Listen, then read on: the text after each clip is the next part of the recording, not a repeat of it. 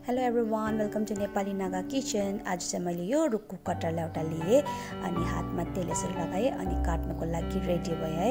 अनि काट्नु चाहिँ मलाई आज सोचेको थिएँ इजी हुन्छ होला भनेर, बट एकदमै साह्रो पर्दो रहेछ है।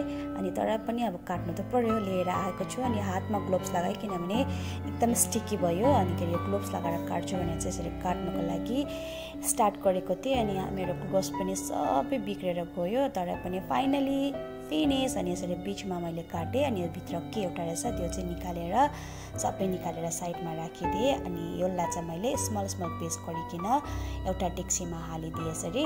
त्यहाँदेखि चाहिँ पानी हालेँ, त्यहाँदेखि अलिकति हर्दी, त्यहाँदेखिको नुन हालेर चाहिँ यसलाई चाहिँ मैले बोइल गर्नुको लागि राखिदिएँ। यहाँ मैले 2टा टमाटर लिएको छु, त्यो चाहिँ मिक्सर जारमा हालिदिन्छु। अनि साथै अदुवा, लसुन, अनि यसको चाहिँ म पेस्ट बनाउँछु। अनि यसरी पेस्ट भएपछि चाहिँ यसलाई म एकछिन साइडमा राख्छु। यो बोइल भएको कटरको पानी सबै फ्याँकिदिन्छु। अनि एउटा प्यानमा तेल गरम गरेर यसलाई चाहिँ म फ्राई गर्न गइरहेको छु।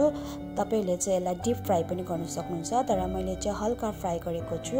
अनि यसरी फ्राई गरेर सबै कटरलाई निकालेर एउटा प्लेटमा साइड राखेको छु। यो फ्राई गरेको कराईमा तेल अलिकति हालिदिएँ। अनि मैले यसमा जिरा, 2टा प्याजलाई काटेर यसरी हालिदिएँ, तेजपत्ता अनि सुक्खा खोर्सानी अलिकति चलाउने। अनि अघि बनाएर राखेको पेस्ट त्यो पनि हालिदिएँ। अनि त्यसपछि नुन, हर्दी, धुलो खोर्सानी, धनिया पाउडर, जिरा पाउडर अनि गरम मसला अलिकति हालिदिएँ, बेसी हाल्दिनँ, गरम मसला अलिकति हालिदिन्छु। त्यो हालेर अझै मजाले पाक्नु दिने मसला चाहिँ मजाले पाक्नु दिनुपर्छ है।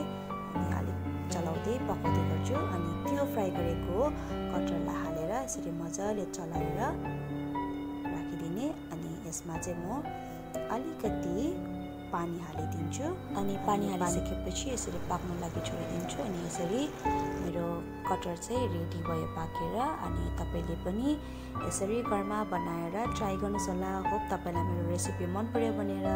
Thanks for watching my video.